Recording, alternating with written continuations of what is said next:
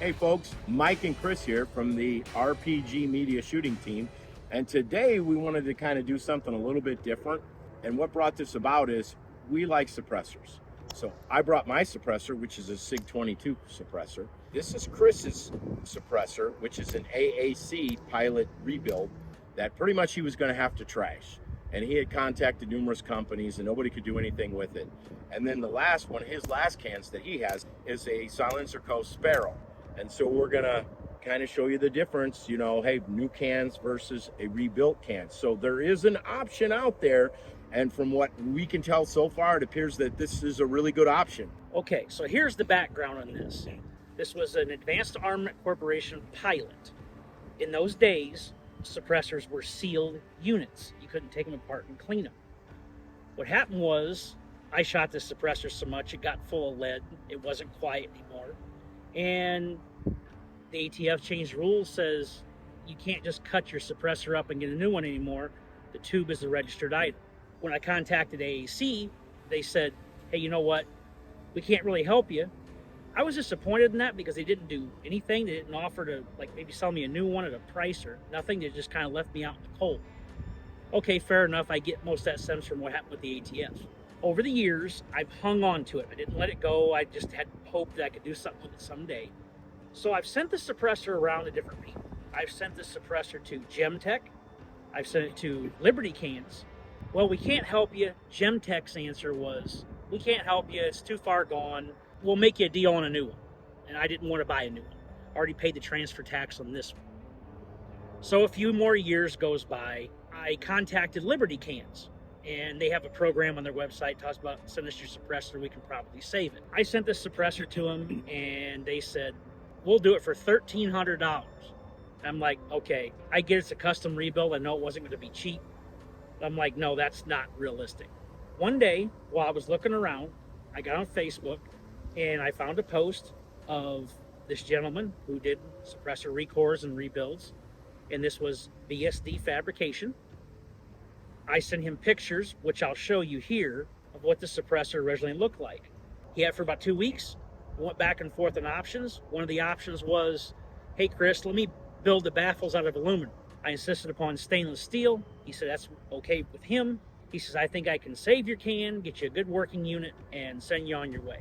So what happened was, he got it open, got the old baffles out, and made 2 new ends for it. And here we are. Now, this can is a lot heavier than it used to be because I insisted upon stainless steel. So it's got kind of a unique in-look and end cap here because if you saw in the pictures I posted, this was actually the end of the tube that was damaged. This end cap was an adaptation to strengthen the tube and make everything work. This end cap was just something that he put on there. You can put a wrench or something in here and take the end cap off. The suppressor is serviceable. Any other kind of metal that you could have used or he could have used in this process? I mean, were there other options? Well, I'm sure he would have opted to let me get titanium or something like that, but it was already a custom rebuild and cost is a factor. When we look at how much is it worth versus how much is titanium versus weight.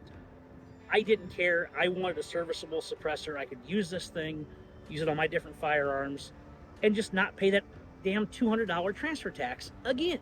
The first thing I noticed in picking these up was probably the Sparrow. It's probably going to be the lightest. This rebuild, this seems like it's like really built really well. It's slightly heavier, but not that much. I don't think you're really going to notice it, but we'll see when we start shooting it.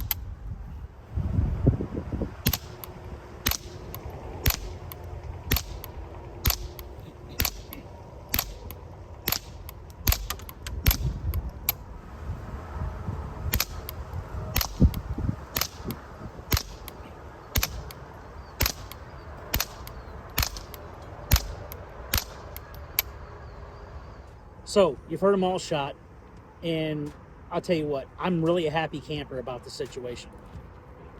2004, I bought this. I've sat on it for so long, and I finally got it rebuilt, and now I've got a good, quiet, serviceable can. Give BSD Custom a look.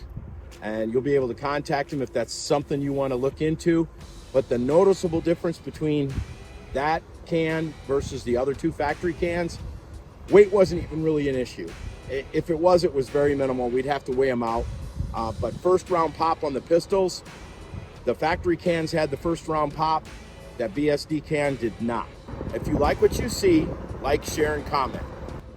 And stay tuned for the next video.